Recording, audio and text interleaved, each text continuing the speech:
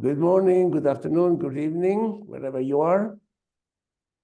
Welcome to this presentation of the Mpai Call for Technologies on 6 degrees of freedom audio. My name is Leonardo. I am the president of Mpai. I will not be the only speaker. Actually, my part will be rather short, just to introduce. First, who is Mpai? We are moving picture audio and data coding by artificial intelligence. We are international, unaffiliated, not-for-profit, standard developing organization. We develop standards for AI-enabled data coding with clear IP guidelines. We have a portfolio of 11 standards, and we are about to publish a new one. We have 5 standards already adopted by IEEE as IEEE standard, and we have more to come.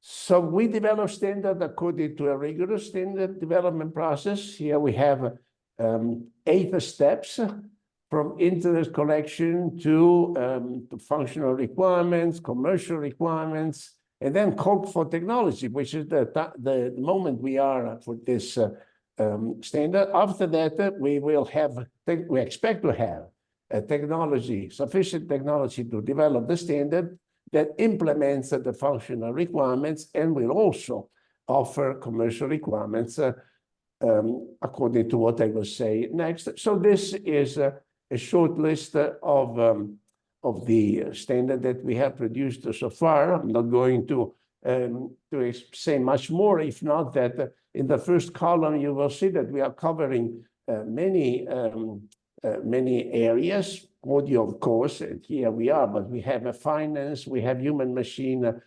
communication, metaverse, watermarking, avatars. So these are the areas for which we have produced the standards.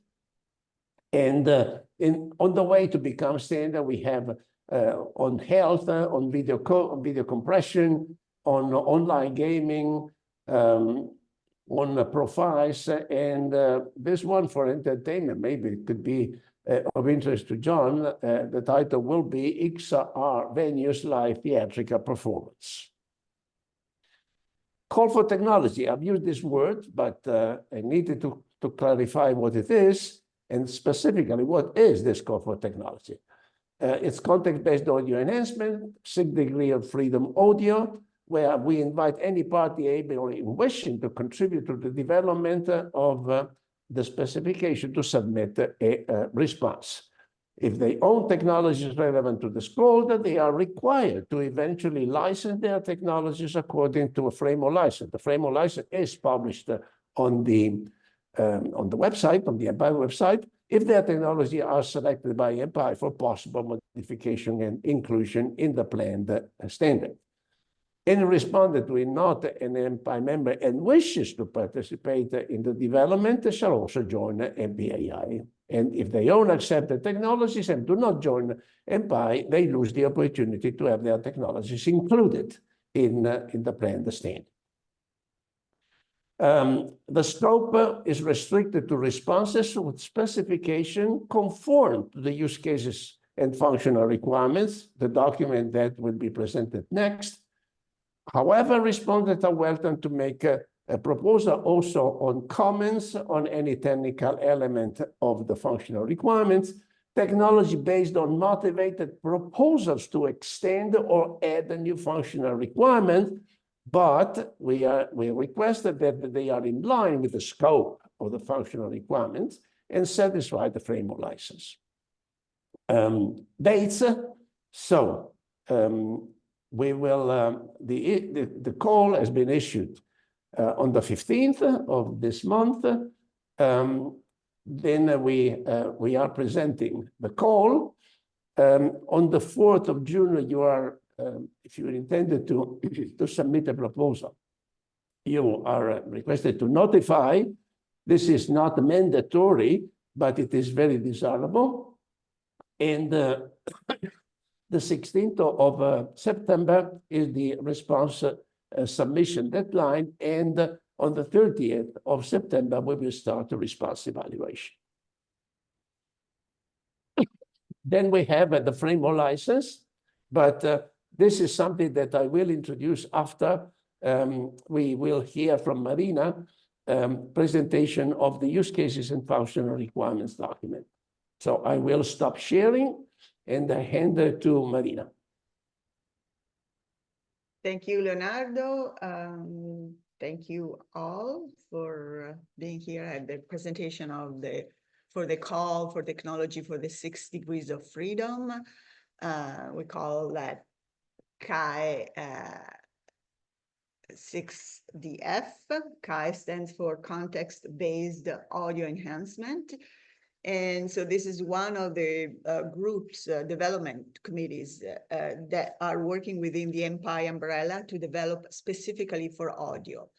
I'm Marina Bosi. I'm the chair of the group, and I'm also affiliated with Stanford University, specifically the Computer Music Center at Stanford. First of all, I wanted to thank Hussein for his contribution to this presentation. But let's dig into the meat of what is this call all about. First of all, what is the goal? The goal is to have technical specifications for immersive audio.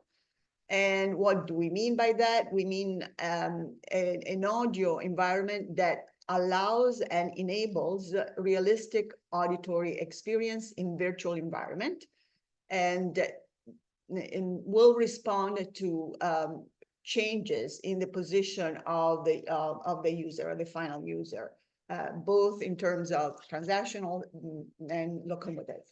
So the key aspect, in order to do so, we have to have a representation that allows us to describe both the static situation for an audio event, but also the dynamic. In other words, we want to, in some cases we have sources that move around. We want to be able to describe that as well as different acoustical environments. In order to do that, it's essential to integrate with the visual elements, for example, volumetric visual content, in order to have the full audiovisual immersion. And from the technical point of view, in order to do that, we have to have a system that allows for very low latency and high responsiveness to the movements of the user, the movement of the sources, and so on and so forth.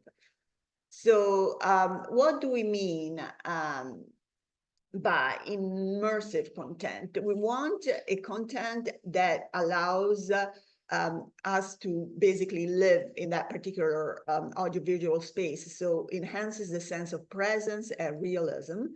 And not only that, also allows for interaction within the virtual environment.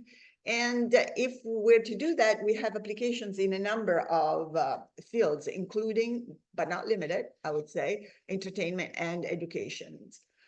For example, the idea of being, oops, I don't know what I'm doing here. Okay. For example, concert hall, radio dramas, lecture, opera, theater, dance performances, documentaries. Those are all instances that are described in the use case of the functional requirements document. But as Leonardo said, if there are submissions that want to expand on these, we are more than welcome, to discuss and see how that can fit in the Mpai framework. So let's dig into it and let's start looking at use cases. The use case we'll call number one is the immersive concert experience. So the idea is that the user can experience a concert hall and a concert experience as if we were there, but they may be in their living room or they may be somewhere else. So the idea, again, is to have a realistic environment that allows also for interaction.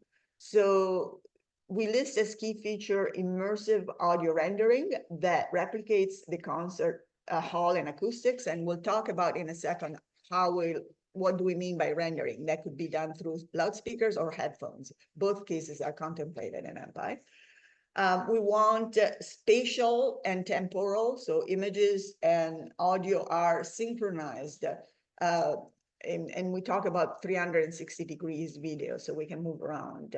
We we can detect the user movements in the living room or whatever room he or she is in, and map them to changes in the audio experience. So map them to movement in the concert hall, if you wish. So this is sort of an example of someone being at home, experiencing through headphones and visual goggles the concert hall experience.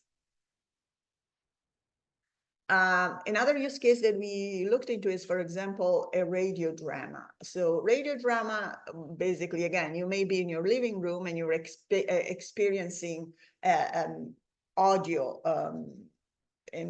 with a certain, history and so on and so forth. So again, we would like to be able to physically walk or virtually teleport within the rendering space. And we would like the end user to be able to select different perspectives and by doing that, enhance the storytelling experience.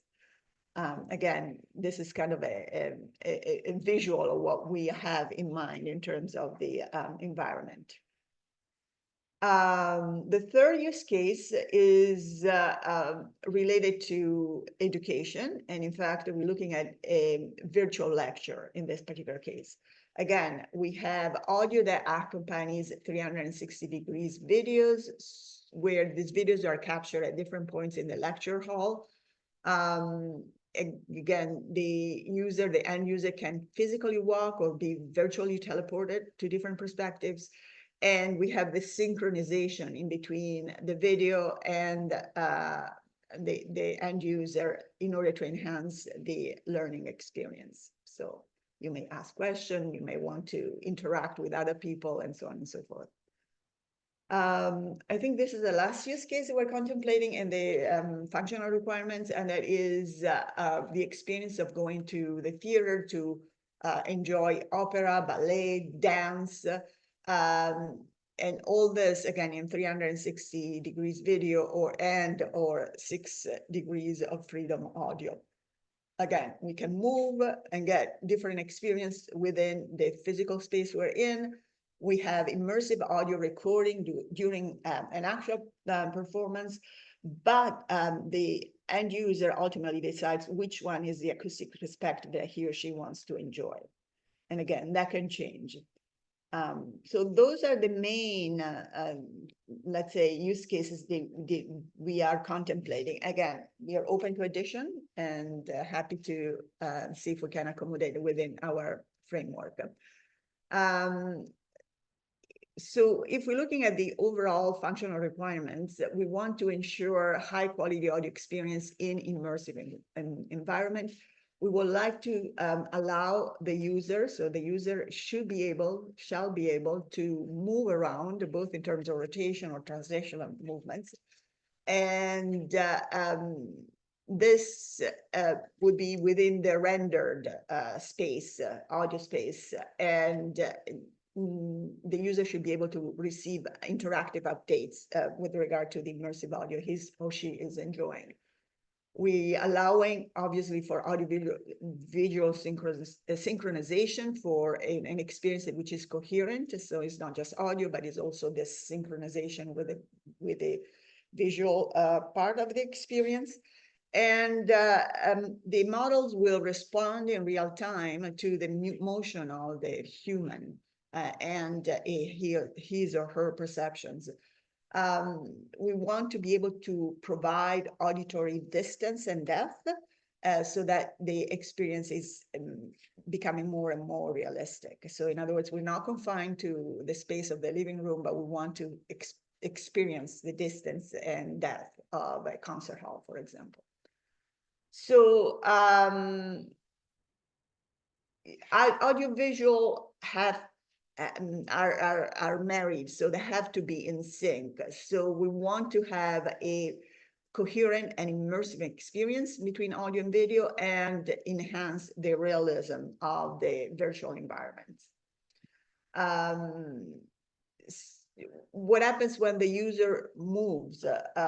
We want to be able to detect in real time the movement and translate them into the virtual space. So we would like to provide realistic auditory and visual feedback and allow for natural interaction with the virtual environment.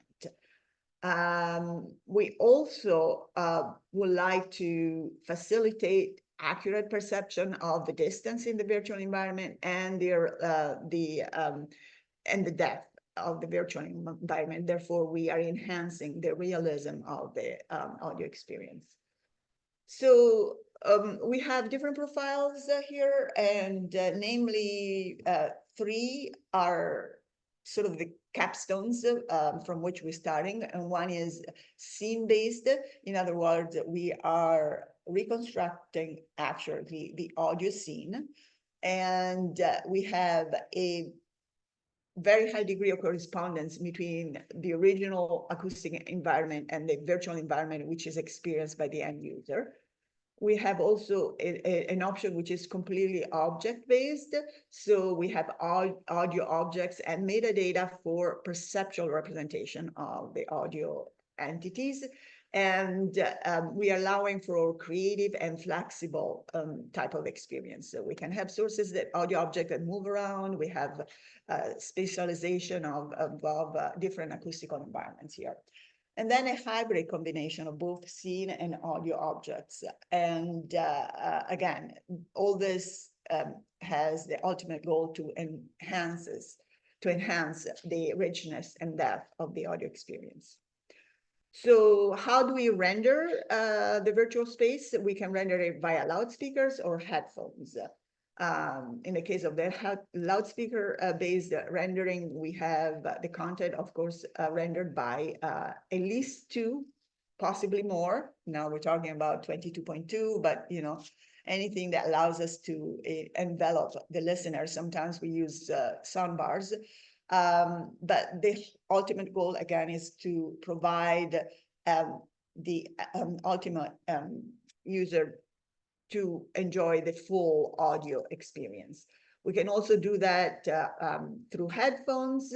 And here we are looking at personalized head-related transfer functions. And by doing that, we are allowing the full virtual experience, blocking out possibly external disturbances.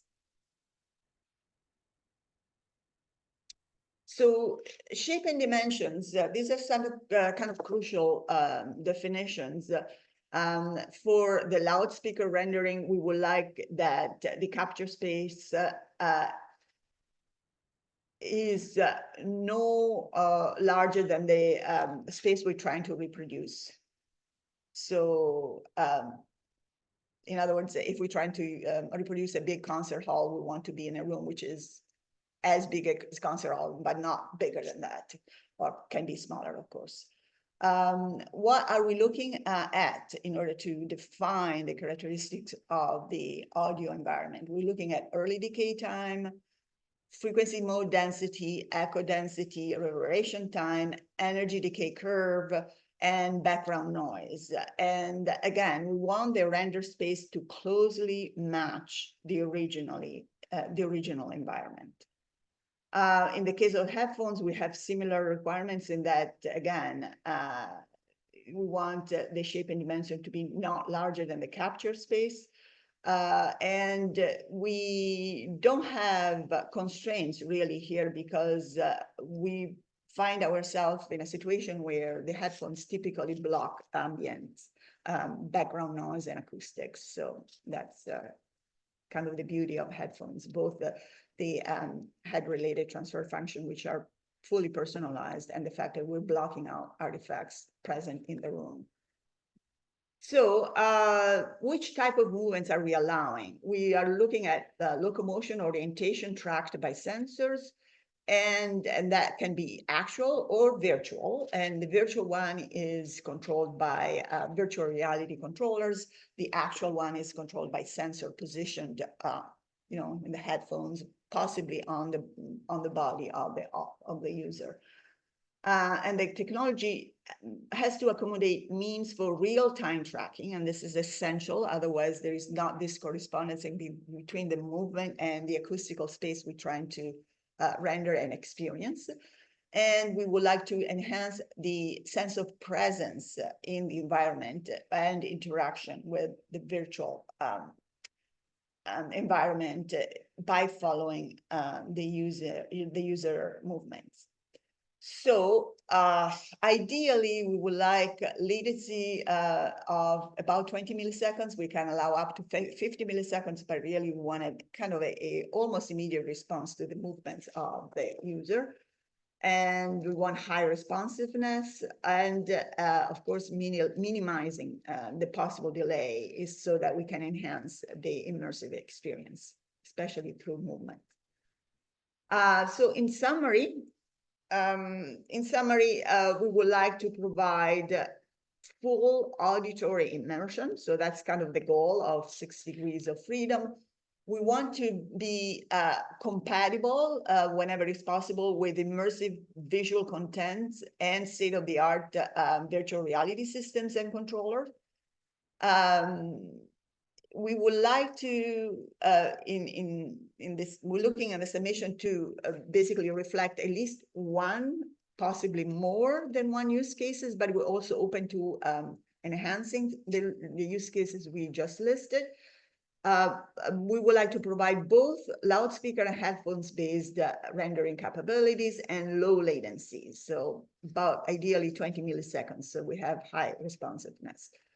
I just wanted to list the documents where, should you decide to submit, you can find all this information in very much details. And I think these are public documents, right, Leonardo? Yes, they are. Right. So the call for technology is something which is, explaining what we're doing and the time frame and so on and so forth, and is essential because some of the annexes have to be filled out in order to submit the new technology. So if anything, look at this document, N1763. The functional requirements, I explained them today, but you can see more details in this document, the 1764. The framework license Leonardo will address. And then finally, there's this document which gives you a template for the responses to the call for technology. So those are the essential 4 documents. And I'm gonna go again through the timeline. Leonardo already done that, but just so this is clear what is next, that we already did the call for technology. That was about a couple of weeks ago. We're presenting online today, and notification, as Leonardo said, this is not mandatory. I have the 11th of June, but I think you're right, it's the 4th of June. So in a couple of days, really, next week, next Tuesday, a week from today. The response submission deadline, and this is mandatory if you want to submit technology, is actually in September, the 16th of September. And the response evaluation will be handled by Mpai 48, which is at the end of September, the 30th of September. So I would like to thank the Mpai community, especially Mert, Mark, Sergio, and you know who you are, Gerard, who's here today as well, but especially Hussein for his contribution to this presentation. With this, I thank you very much for your attention.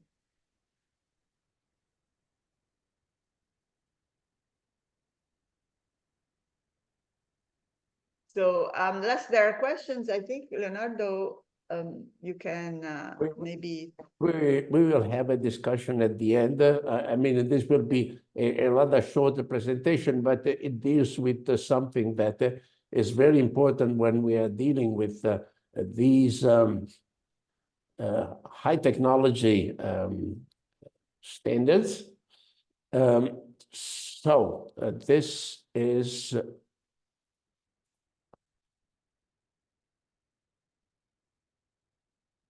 Okay, so what is the framework license? It is overall a set of guidelines that should be implemented in the final license that the patent holders, not Mpai. Mpai has no role to play in this. So this will be should be implemented in the final license. The standard may include technology that have been standardized by other Mpai technical specification. In order to make a full standard, you need several components. And the use of the essential IP of the standard will be based on the condition of use that are defined in what I'm going to say. So there are 11 points, I think. I would very quickly scan just to show you that there is nothing outlandish here. There are some things that are very reasonable. For instance, of course, shall be in compliance with the accepted principle of competition laws. The license will cover all essential IP of a licensor that applies to this standard. And then, so these are the essential, and then the development rights and the implementation rights, which are considered as separate. So both should be licensed. Then the license should grant access to essential IP out of the standard in a non-discriminatory fashion. The scope of the license may be subject to legal, bias, ethical, and more limitations. The royalties will apply to all profiles of the standards. Probably we will define profiles, to any implementation that is based on the standard, with the exclusion of the type of implementation that will be presented in a minute, and on a worldwide basis. An implementation of the standard may use other IP to extend the implementation standard or to provide additional functionalities. The exemptions, this is free of charge license for the purpose of making an evaluation or demo solutions. Again, free of charge for particular users if the licensor will so decide.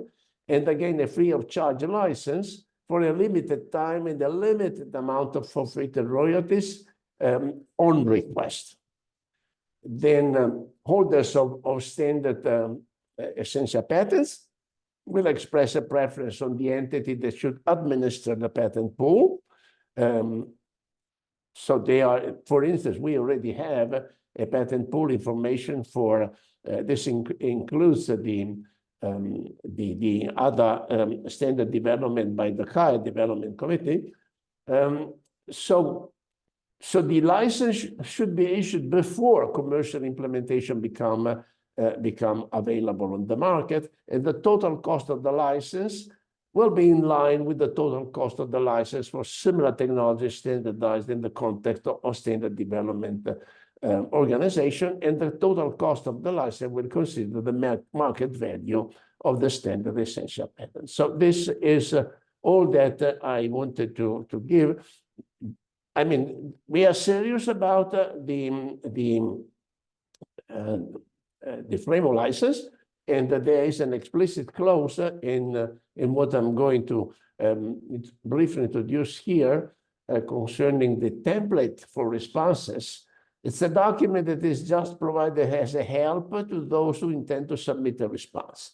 I mean, you are not obliged to use this one, but it's certainly a help to navigate something that may be not immediately understandable. But the most important, it already contains the mandatory text that Mpai expects a submission will contain. With that, I think that on the name of all MPAI, we look forward to working with you, with the respondents, on this exciting Mpai project. And if your proposal is accepted, or if you simply wanted to join the development of the project, you should join MPAI, and you will share the fun with us, but you will also build the future at the same time. Our membership fees are very moderate. We start from about $500 per year, but we also have a more advanced membership for which it's about $2,400.